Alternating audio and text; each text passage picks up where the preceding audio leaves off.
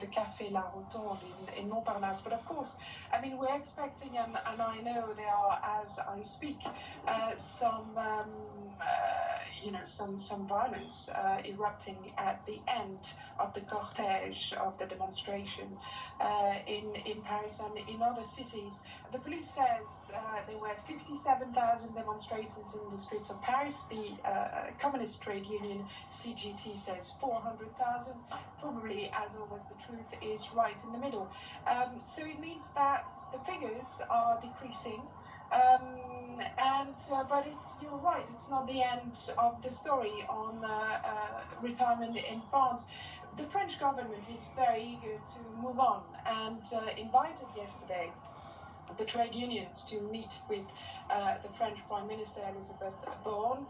It didn't last very long, only 1 hour. They agreed to disagree, and so now the next day of action and protest is already fixed for next week on the 13th of April. And why is it on the 13th of April? It will take place a day before the highest constitutional council or court, if you like, in France gives its verdict on the law. Is it constitutional or not?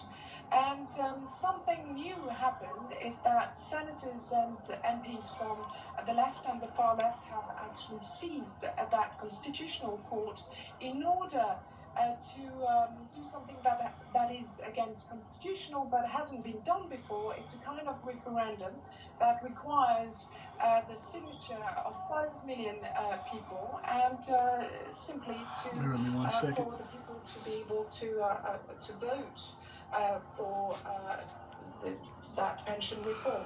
So we'll see. We'll see next week. Sadly, if the Constitutional Court says that the law is unconstitutional, then that's a whole new headache for the French government.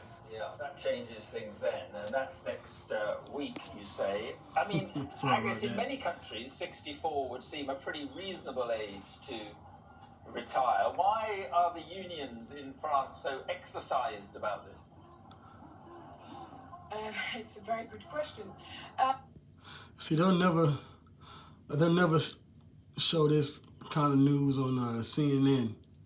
All right, this is Sky News.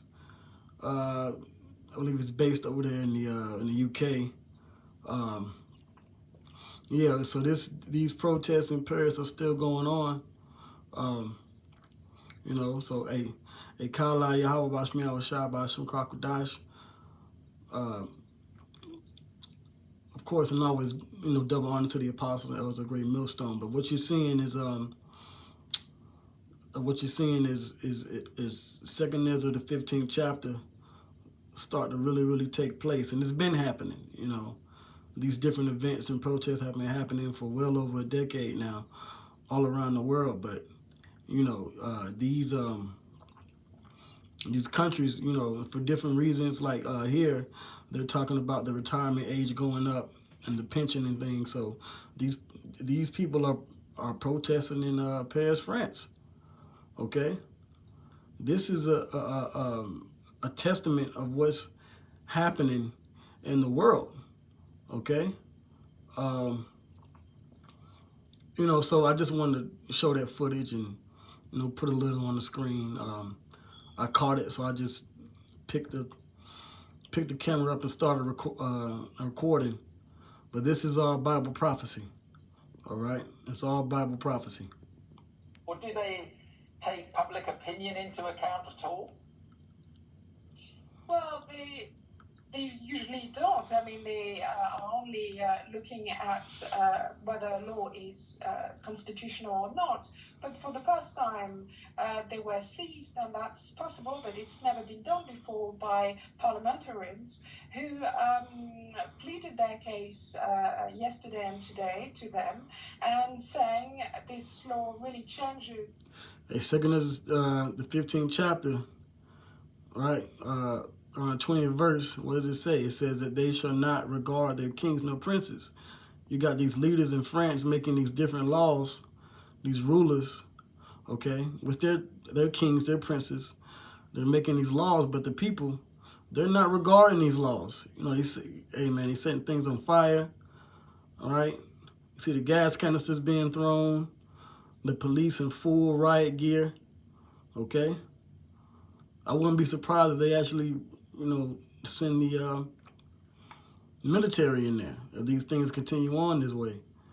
But Scripture says that the course of their actions shall stand in their power. So this is Bible prophecy coming to pass. Too, so I would say it's 50-50. I would be. And this is live. I wouldn't be that surprised if he pulls it off, but it will be. Well, it was very, live. I believe this is very unique in French history. a replay. Agnes, thank you very much indeed, and. But yeah, this is what's going on, man. So, and with that, I'm gonna say shalom.